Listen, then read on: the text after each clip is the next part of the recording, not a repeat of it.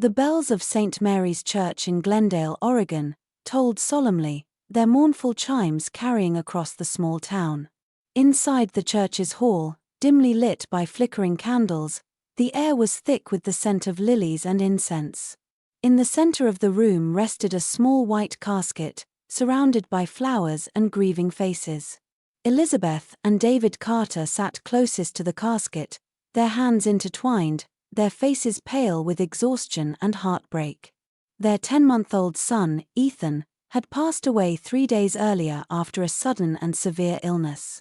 Elizabeth gently held Ethan's tiny hand, her tears falling silently.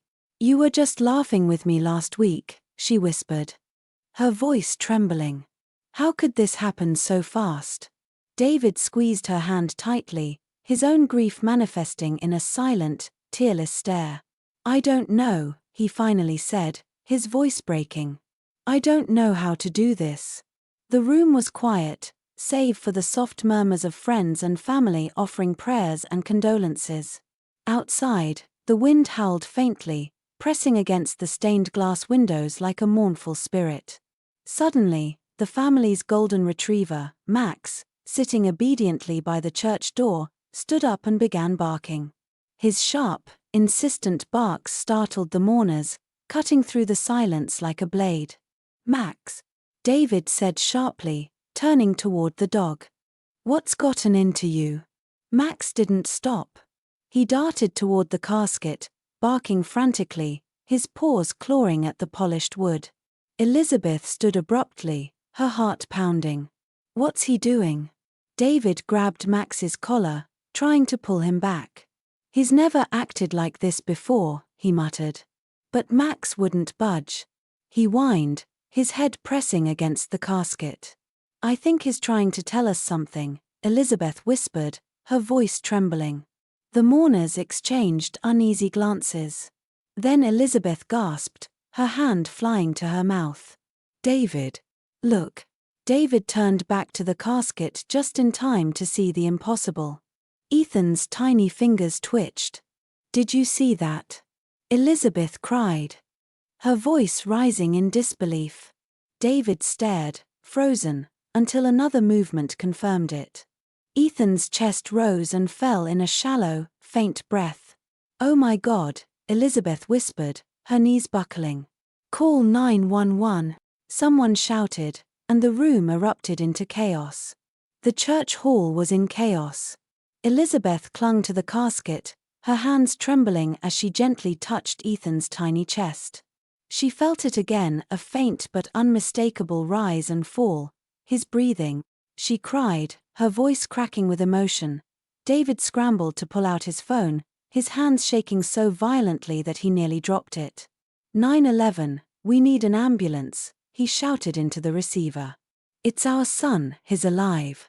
The paramedics arrived in record time, their flashing lights illuminating the church's stained glass windows. The room fell silent as they carefully opened the casket and lifted Ethan's fragile body. "He's alive," one paramedic confirmed, his voice laced with disbelief. "But his pulse is weak. We need to move, now." Elizabeth and David followed the gurney, their hearts pounding as they climbed into the back of the ambulance.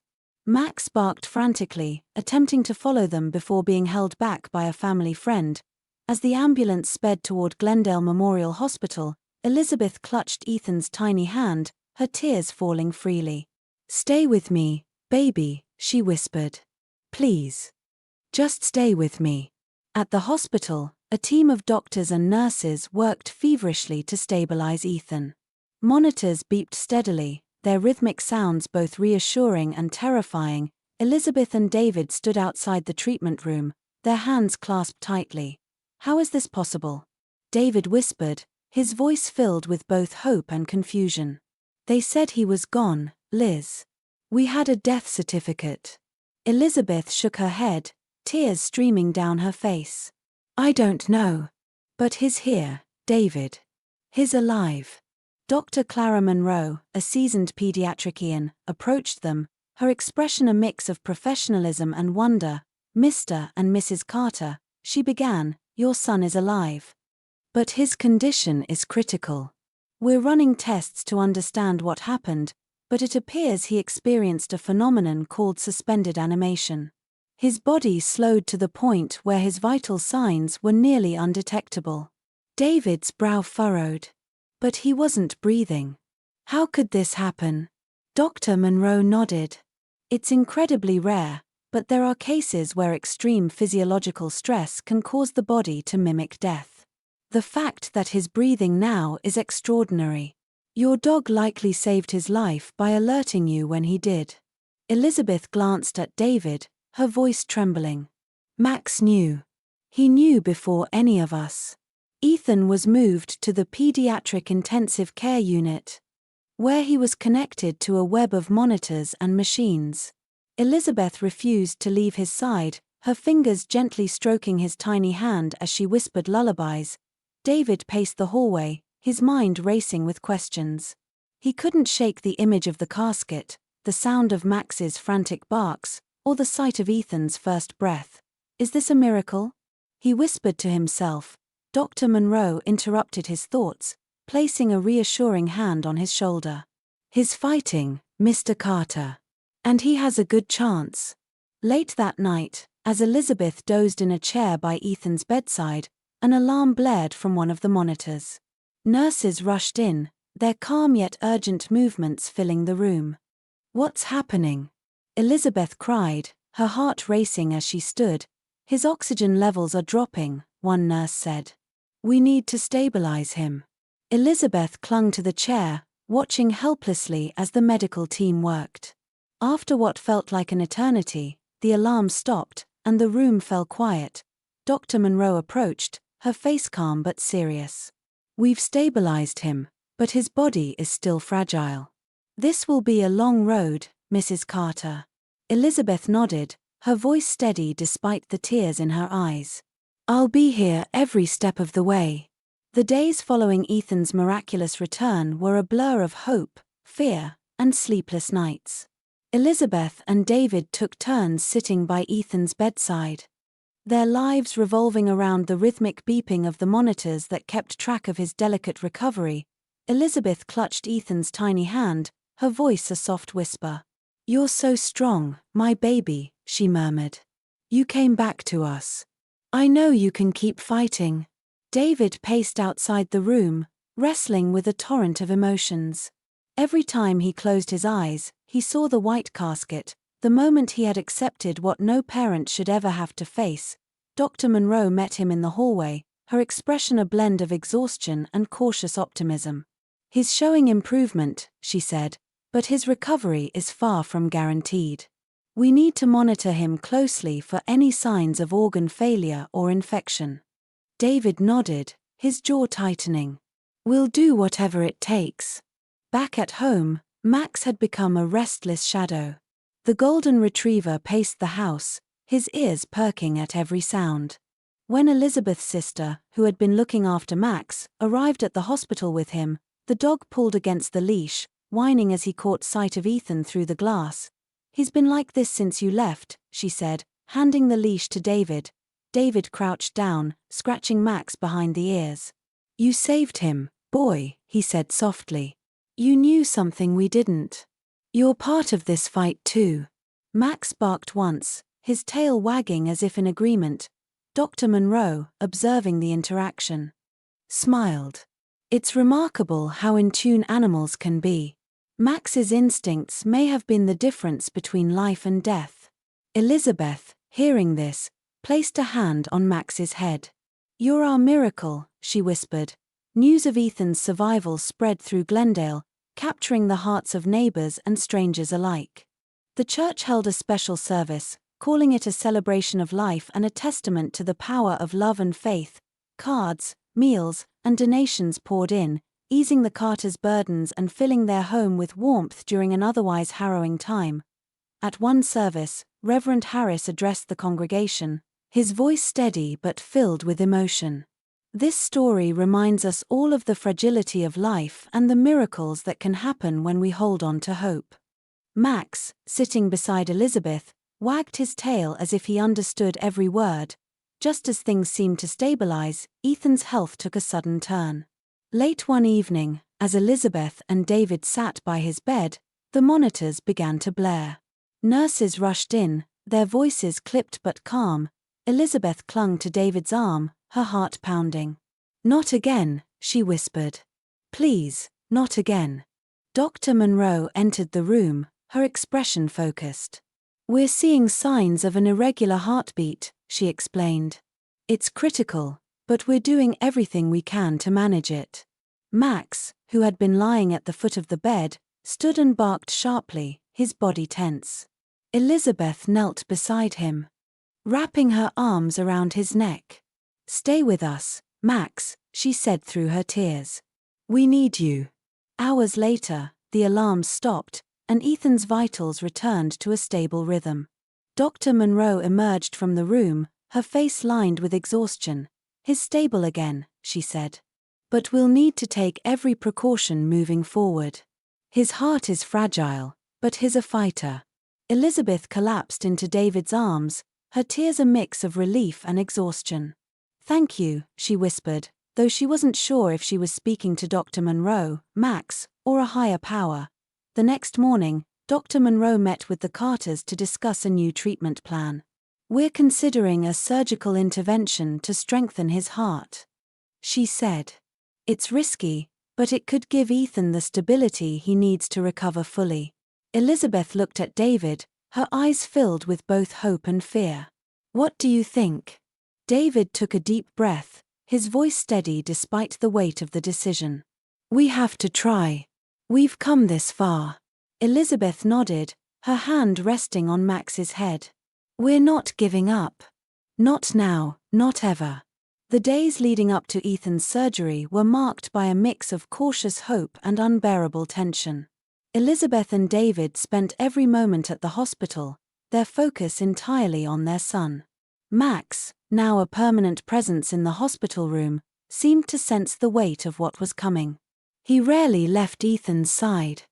Resting his head on the boy's tiny legs and watching every visitor with quiet vigilance, Dr. Monroe sat with the Carters the night before the procedure, her tone calm but serious. "This surgery is our best option," she explained. "It will be delicate, but I believe Ethan is strong enough to get through it." Elizabeth nodded, clutching David's hand. "We trust you," she said, though her voice trembled. Dr. Monroe glanced at Max, a faint smile crossing her face. "And it doesn't hurt that he has his guardian angel here." David knelt beside Max, scratching behind his ears. "You're coming with us tomorrow, buddy," he said softly. Max wagged his tail, his eyes filled with the same determination that had saved Ethan once before. The morning was quiet, the hospital bustling yet subdued. Nurses prepped Ethan for surgery, their movements efficient but gentle. Elizabeth and David stood by his bedside, whispering words of encouragement and love. Max sat at the foot of the bed, his ears twitching at every sound. When the surgical team arrived to take Ethan to the operating room, the golden retriever stood and barked once, his body tense. "You've got to wait here, Max," David said, his voice breaking. "We'll bring him back to you." Max let out a soft whine, but Elizabeth knelt beside him, her hand resting on his collar. "You've done so much already," she whispered. "Stay strong for him." As the doors to the operating room swung shut, the Carters sat in the waiting room, their hearts pounding with every passing second. The minutes stretched into hours as the surgical team worked to repair Ethan's heart. Elizabeth sat with her hands clasped tightly, her lips moving in silent prayer. David paced the room, unable to sit still. Max lay at Elizabeth's feet, his head resting on his paws. Occasionally, he lifted his head, his ears perking as if he could sense what was happening behind the closed doors. Dr. Monroe emerged several hours later, her surgical cap removed, her face lined with exhaustion. Elizabeth and David rushed to her side, their breaths held. "The surgery was successful," she said, her voice calm but firm. "Ethan's heart is functioning as we hoped. He'll need close monitoring, but he's going to be okay." Elizabeth let out a sob of relief, collapsing into David's arms. "Thank you," she whispered through her tears. Max barked sharply, standing and wagging his tail. David knelt beside him, his voice trembling. "You hear that, Max? He's okay." Ethan was moved to the ICU, where his tiny body rested amidst the hum of machines and monitors. Elizabeth and David sat beside him, their hearts full of gratitude and hope. When Ethan's eyes fluttered open the next morning, Elizabeth leaned forward, her tears falling freely. "Hi, sweetheart," she said softly. "You're so brave. We're so proud of you." Ethan smiled weakly, his gaze shifting to Max, who stood at the edge of the bed. "Max," he whispered, his voice faint but full of affection. The golden retriever placed his head on the bed, his tail wagging slowly. "He's been waiting for you," David said, his voice thick with emotion. As Ethan's strength returned, so did his laughter. Max remained by his side, his presence a constant source of comfort and encouragement. Nurses and doctors often stopped by the room, marveling at the bond between the boy and his dog. "I've seen a lot in my career," Dr. Monroe said one afternoon, watching Max nudge a toy into Ethan's lap, "but this is something special. Max isn't just a dog, he's a healer." Elizabeth smiled, her heart swelling with gratitude. "He's more than that," she said. "His family." As Ethan's discharge date approached, the hospital staff organized a small celebration to mark his recovery. Balloons filled the room, and a banner reading "Welcome back, Ethan," hung on the wall. Ethan sat in his bed, Max at his side, as friends, family, and staff gathered to cheer him on. "Ethan," Dr. Monroe said, her voice warm, "you've shown us all what it means to fight. And Max, you've reminded us that love and loyalty can work miracles." Ethan grinned, reaching out to hug Maximum. "We did it together," he said, his voice filled with pride. The day Ethan was discharged from the hospital felt like the first true day of spring. The sun shone brightly, the air was crisp, and the warmth of hope filled the Carter family's hearts as they drove home. Max sat beside Ethan in the back seat, his tail wagging steadily, his eyes never leaving the boy. "You're excited to be home, champ?" David asked, glancing at Ethan through the rearview mirror. Ethan nodded, his small hand resting on Max's golden fur. "Yeah. I missed my room." "And Maximum," Elizabeth turned from the front seat, her face radiant with joy. "We're going to make this place feel new again, Ethan. A fresh start for all of us." As they pulled into the driveway, they were met with a surprise. Friends, neighbors, and family had gathered, filling the yard with balloons, banners, and a large sign that read, "Welcome home, Ethan and Max." Ethan's face lit up with joy. "For me?" he asked, his voice filled with wonder. "For you," Elizabeth said, her eyes glistening. "And for Maximum." As Ethan stepped out of the car, Max stayed close, wagging his tail as the crowd erupted into cheers. Children ran up to greet them, adults exchanged hugs with Elizabeth and David, and Max received more pets and treats than he could count. "You two are heroes," Reverend Harris said, shaking David's hand. "And Max? He's something special." Ethan knelt beside Max, wrapping his arms around the dog's neck. "He's my best friend," he said proudly. The days that followed were a mix of challenges and triumphs as Ethan settled back into life at home. His recovery was steady but required careful attention. Physical therapy sessions became part of their routine, and Max was always there, offering support in his quiet, steadfast way. During one therapy session, Ethan struggled to complete a set of balance exercises. Frustrated, he sat on the mat, tears brimming in his eyes. "I can't do it," he said, his voice breaking.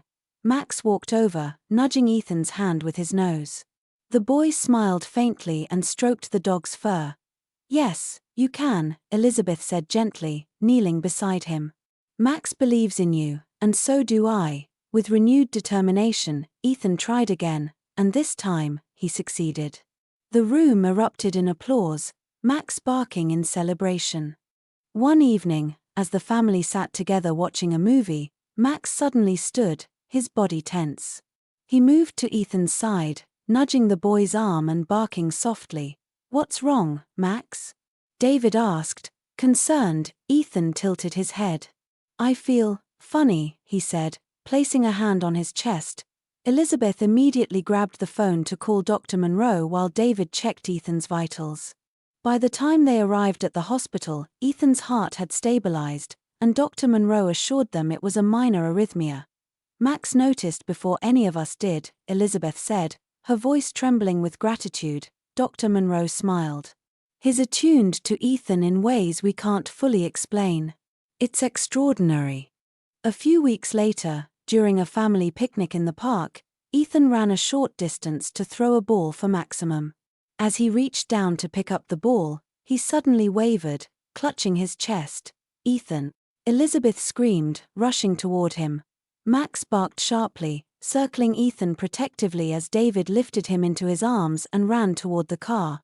At the hospital, the medical team sprang into action. Dr. Monroe arrived moments later, her expression calm but urgent. "We've got him stabilized," she said. "This was another arrhythmia, but we caught it in time." Elizabeth and David sat beside Ethan's bed, their hands trembling as they held his. "You scared us, champ," David said softly. "I'm okay," Ethan whispered, his voice faint but steady. Max was there. Elizabeth hugged Max tightly, her tears soaking into his fur. "You're our miracle," she said. As Ethan slept, Dr. Monroe met with the Carters to discuss long-term care. "Ethan's heart will always require monitoring," she said, "but his strength and resilience are remarkable." "And Max?" "Well, he's part of the solution." David nodded, his voice filled with emotion. "Max has saved him more times than I can count. I don't know what we'd do without him." Dr. Monroe smiled. "Sometimes, love and instinct are the best medicine." Months passed, and Ethan's recovery continued to progress. Life at the Carter household settled into a new rhythm. One filled with moments of gratitude and joy. Max became more than a companion, he was a symbol of resilience and unwavering love. Every morning, Max would sit by Ethan's bed, waiting patiently for the boy to wake up. As soon as Ethan's eyes fluttered open, Max's tail would wag furiously, and the day would begin with laughter and affection. Ethan's physical therapy sessions became more like playdates with Max at his side. The golden retriever would fetch small items, assist Ethan with balance, and even participate in games designed to strengthen Ethan's coordination. One day, during a session at the park, Ethan ran for the first time since his surgery. It was a short distance, but the sheer joy on his face was contagious. Max barked excitedly, running circles around him. "You did it!" Elizabeth cheered, her eyes glistening with tears. Ethan hugged Max tightly. "We did it," he said, grinning. The Carters decided to host a community event to thank everyone who had supported them during Ethan's journey. Held in the town square, the event featured food, music, and a special tribute to Maximum. Ethan stood on a small stage with Max by his side, a microphone in hand. "Thank you to everyone who helped me get better," he said, his voice steady despite his nerves. "But most of all, thank you, Maximum. You're my best friend, and you saved my life." The crowd erupted into applause, many wiping away tears.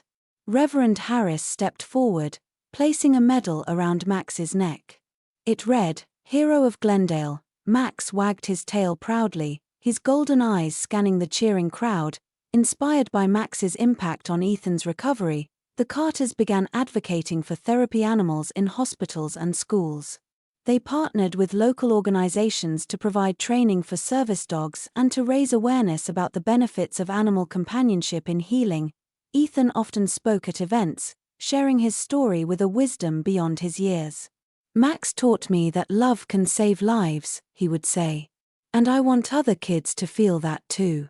Max became a beloved figure in the community, visiting hospitals and schools to bring comfort and joy to those in need. One crisp autumn evening, as the family sat on the porch watching the sunset, Ethan leaned against Max, stroking his soft fur. "You're the best thing that ever happened to us, Max," he said softly. Elizabeth and David exchanged a smile, their hearts full. "You brought us back together," Elizabeth said, her voice thick with emotion. "You reminded us what it means to fight for the people we love." Max let out a soft huff, his tail wagging slowly. Years later, when Max's golden coat had turned silver, his impact on the Carters and the community remained as strong as ever. Though his pace had slowed, his loyalty and love never wavered. When the time came to say goodbye, the family gathered around him, their hands resting gently on his fur. Ethan, now a teenager, knelt beside him, his voice steady but filled with emotion. "You saved me, Maximum. I'll never forget you."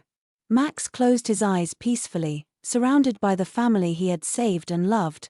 Max's legacy lived on through the Carter family's continued work with therapy animals and their stories of hope and resilience. Ethan, now a young adult, pursued a career in pediatric care, inspired by the love and healing he had received.